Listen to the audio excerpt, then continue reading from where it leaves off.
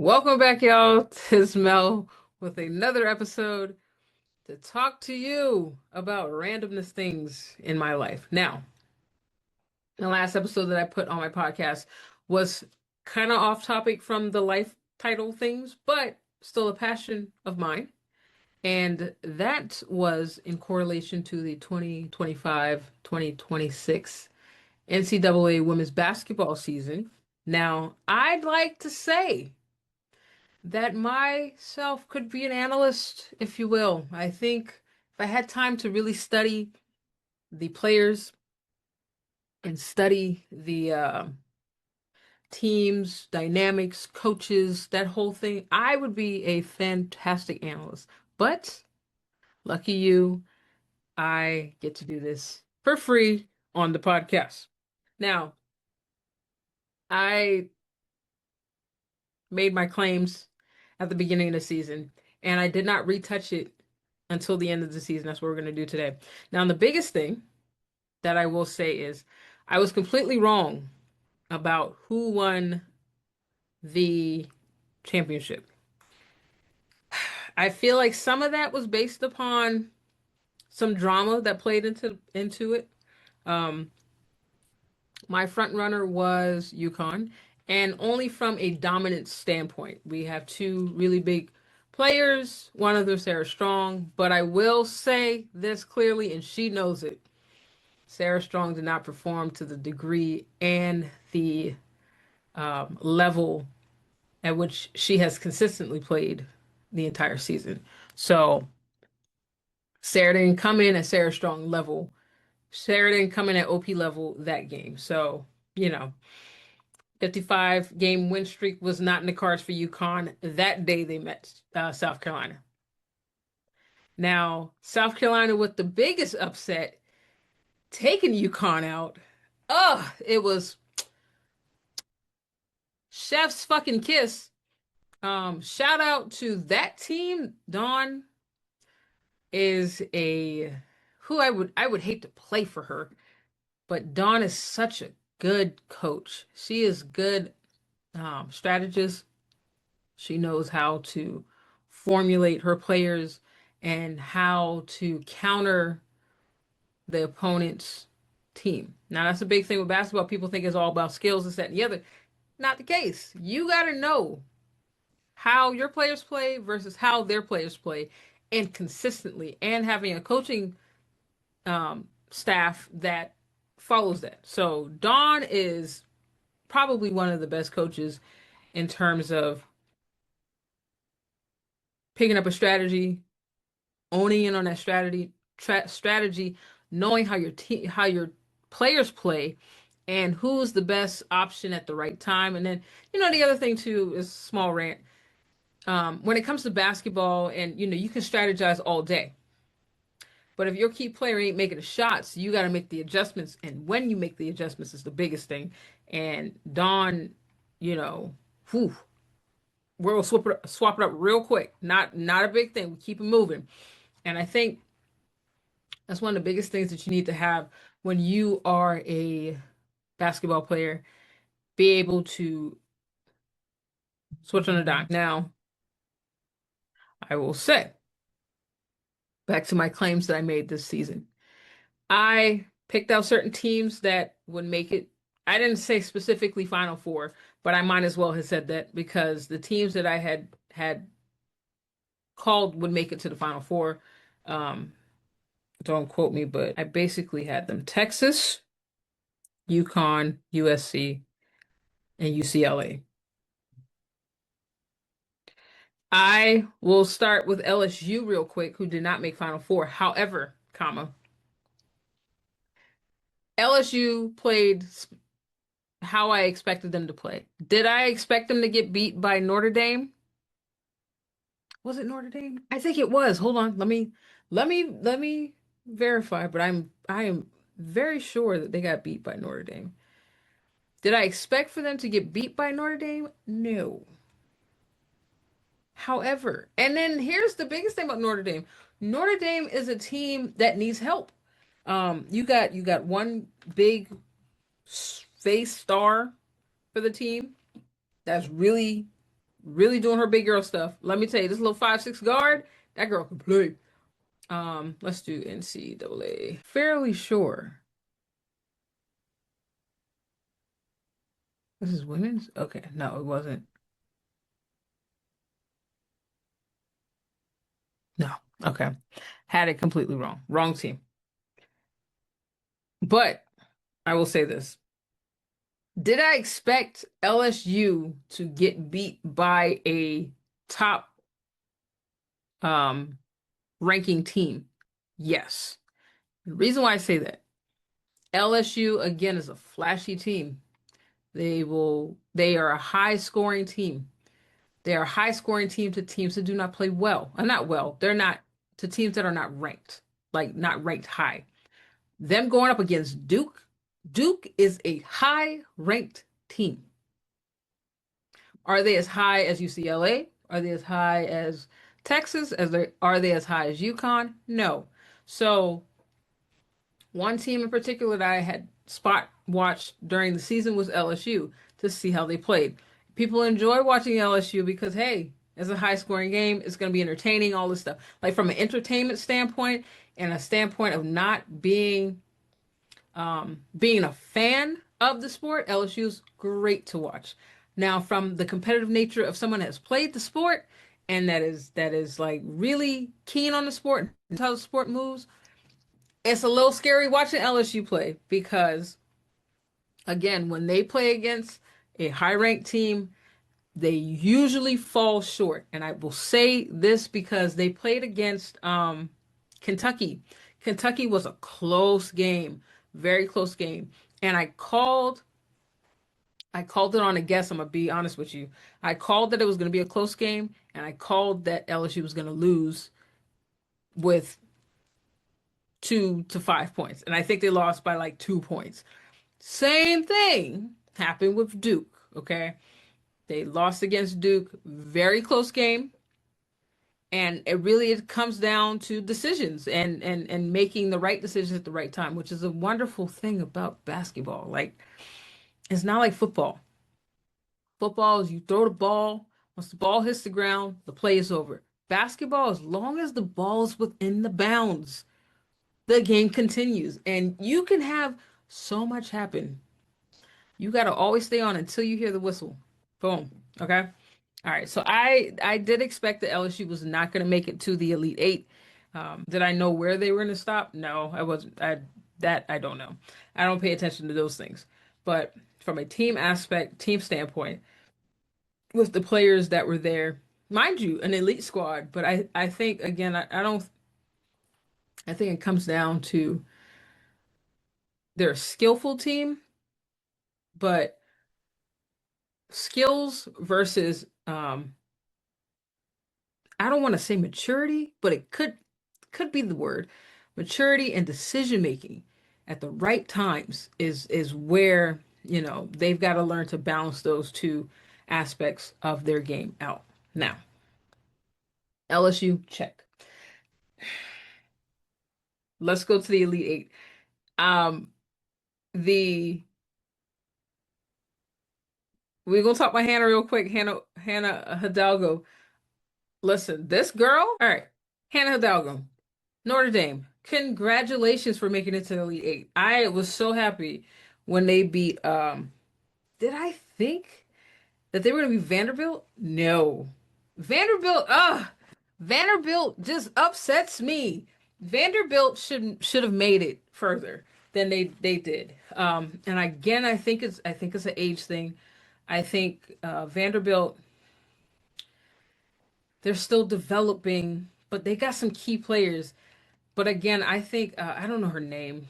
She's one of the lead players too for their team.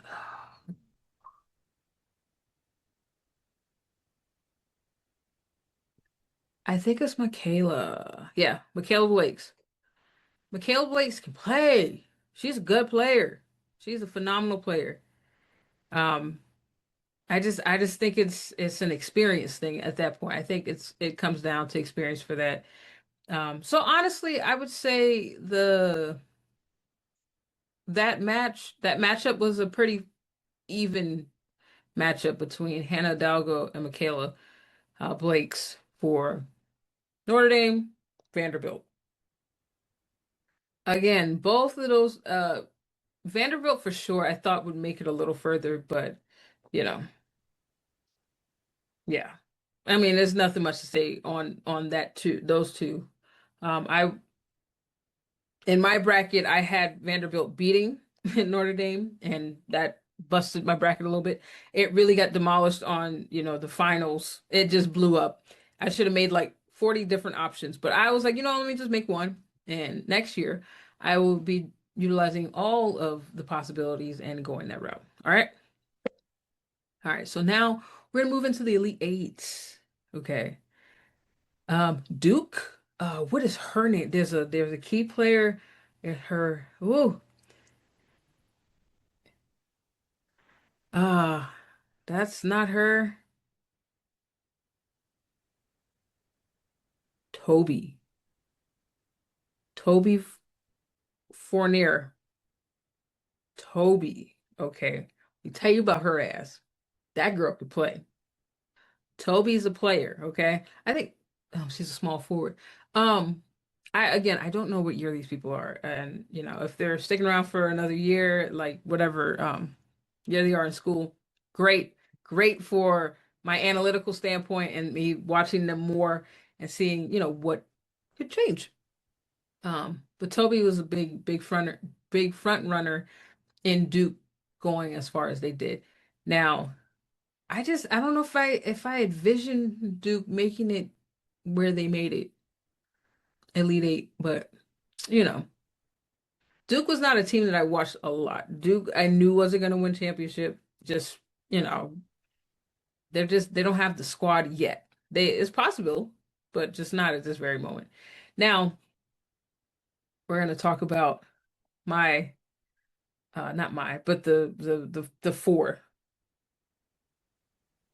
teams that I talked about in the previous video, okay? Texas. Let's talk about Texas real quick. Texas, I called it. Like, sometimes you just hate to be right in certain situations. And Texas has Texas has the what is the word? Texas has the creed to win a championship. They do. I feel like they have the best type of come up story. Um, they have the best, you know, story to they have the best story to like say I overcame all like the best underdogs, the best. However, when it comes down to the pressure, to the shot, and I'm gonna say this because I said this last time, Kobe, LeBron, Michael Jordan will make the shot. They will make the final shot. They've had many big moments, last second moments where you have to make the shot or make the play. Now, I go hard on Booker because Booker's a good player. She's such a good player. But when it comes down to that last moment where you have to make it. You gotta make the shot. You gotta make the play. She just didn't step. I know she stepped up, but she didn't make it happen. And Booker had one of the worst shooting nights I've ever seen her have bad shooting night. Am I surprised? No. I feel like when it comes down, the pressure's high and it's just a lot at stake. She tends to choke. Harmon, very consistent, very good player. On paper, not even I wouldn't even say on paper. On paper, she is met and broken many records within Texas and within the division altogether. Um, but Harmon's play style is not the type of play style to carry an entire team. Booker has the height, has the reach, has the effect to really carry and dominate for her team. Did she do that the last game that she played? No. She couldn't buy a basket. She couldn't make any basket. There was nothing that was going in the rim. Okay. I don't know what juju was on what juju was on the rim. It said we deny all balls from Booker. No balls from Booker. We're good. So yeah. And mind you, the game was not that bad. They were very close in score. Now, where I shifted, like once I saw how Texas and UCLA played, UCLA was, of course, one that I would suspect that would go to Final Four. Yes. Did I anticipate them going to finals based on their bracket? Yes.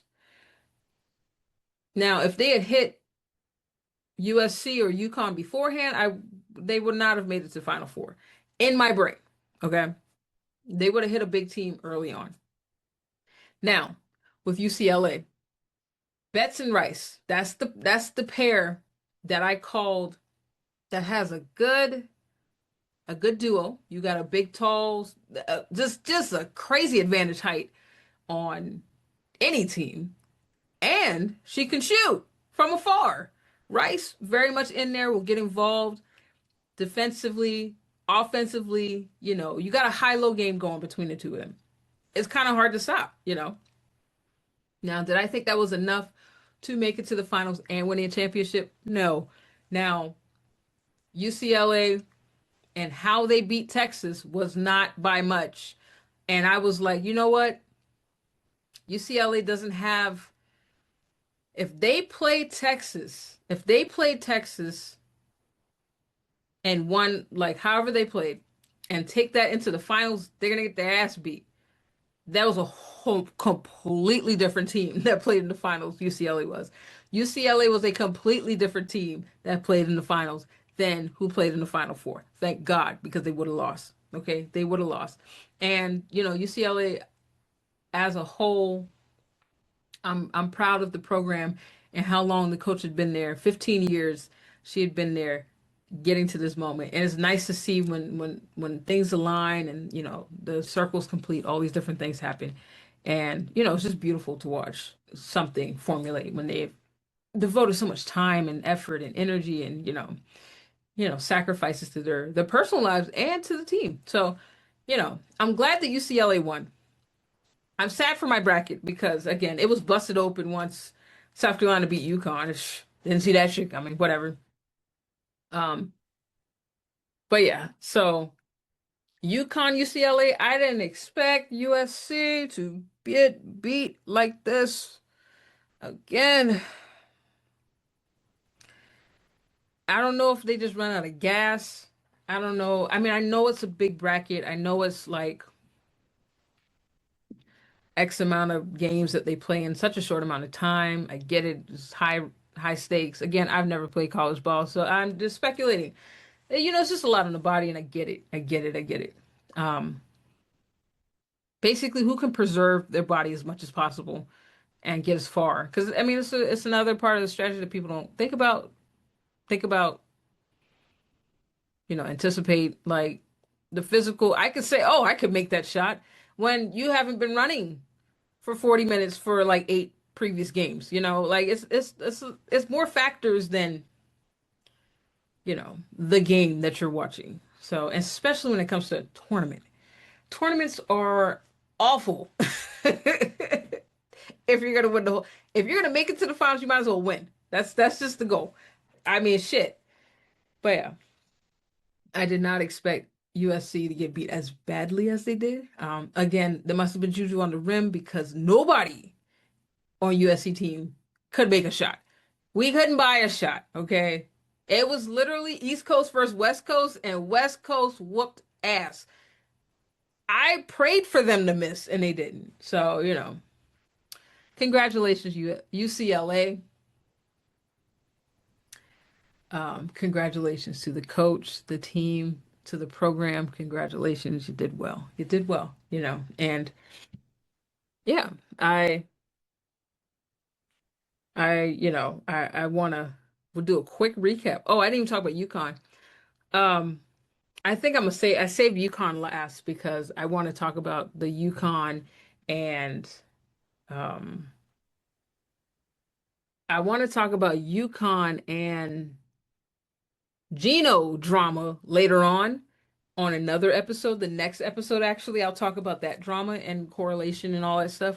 But from a player standpoint, um, UConn played very consistently up until the game that they lost. UConn could not buy a shot. Again, somebody must have had a little doll and was poking it because these girls can make anything. Like, I've never seen Sarah miss so badly, so consistently in a game. Sarah's usually on. Like, and what's interesting about Sarah Strong, I really like her play because Sarah seems like such a quiet child. Such a quiet little, she's not little, but just a quiet demeanor about her. But on the court, uber competitive, uber strong. So I like people that have that type of dichotomy. And Sarah, yeah, Sarah is a very strong competitive player, and I saw that in the last game that she played for UConn. And there was some dramatics. We will lie, but AZ Fudd pretty consistent, but wasn't making points like she normally does. Like neither one of their big scorers were making points. So, you know, I would assume if you played for UConn, if you're a UConn player, right, regardless of what role you're in, you're part of the starting five. I would think that, hey, you got to step it up. You got to, if they're not making points, you got to make points. You got to make it happen because, you can't rely on your star players all the time to carry the team. Like there's going to be days where, oh, my arm hurts. I can't make the shot. My leg hurts. Low, fatigue from, I don't know, 20 games that we played. You know, 54 game win streak is a lot. That's a lot. That's a lot. Just saying. 54 games is a lot between the two seasons, but yeah. Um yeah, it's just I was very much entertained by the competition. I was entertained by the tournament. I love that it wasn't just a washout and you know to like honestly the year Diana Taurasi, Sue Bird made it through that time period, that era of UConn. I stopped watching women's college basketball because it was just Gino was just dominating the tournament, was dominating the sport. Like it was just not fun to always see the same team win. And even when USC has gotten that like win streak going as a South Carolinian, it is nice to see South Carolina win, but I also like to see a good game and not a blowout game. Those are boring, you know. So overall championship, the entire NCAA bracket was good, very entertaining, great upsets here and there. Teams that made it further, broke records, all these different things. Very entertaining, very great. Yeah. And I'm glad I'm probably gonna do this again next year. Make a call in the beginning. I gotta watch like a couple, maybe 3 weeks of basketball, the different teams, probably the teams that I think will make it to like higher ranked teams. See what that, maybe the top 10. I think the top 10 is fair. Maybe further. I don't know. I didn't even have a number count this time. I knew teams that were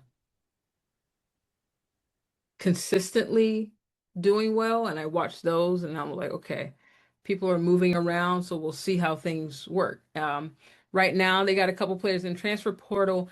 Somebody from Ohio. Where was she going?